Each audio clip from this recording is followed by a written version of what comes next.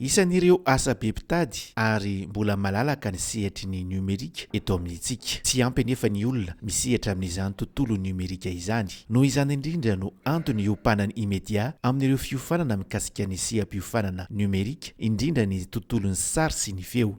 Tsy ampy ny olona ao anatin'ny sehatra ny tontolon'ny numerika amin'izao fotoana izao. Raha antsika malala satria amin'izao fotoana izao tsika miresaka hoe fidirana amin'ny numerika, accès amina numerika.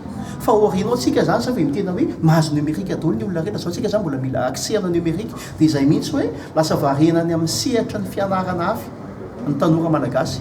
Saika tsika zao raha mitena hoe inona daholo ny atao hoe seha-piofanana misy eto Madagasikara na filière angamba ny ilazantsika anazy, dia ny ao anatin'ny saintsika rehetra reto angamba na ny an-tokantrano dia mitovy daholo ireo anankidimy voatanisantsika ireo hoe ianona dia ianona dia ianona. Dia nefany azadino fa akoatran'ireo ataontsika hoe seha-piofanana atao hoe filière misy rehetra izay malaza amin'izao fotoana izao ireo efa somary efa betsaka mpanao azy ireo. Fa tontolon'ny cinéma sy ny audiovisuel sy ny sary sy ny feo sy ny sisa rehetra mbola tena malalaka. Dia izay mihitsy ny anontana ny tanora hoe asa mbola isy anatin'ny 10 taona ho avy. Tsy ho chômeur mihitsy isika.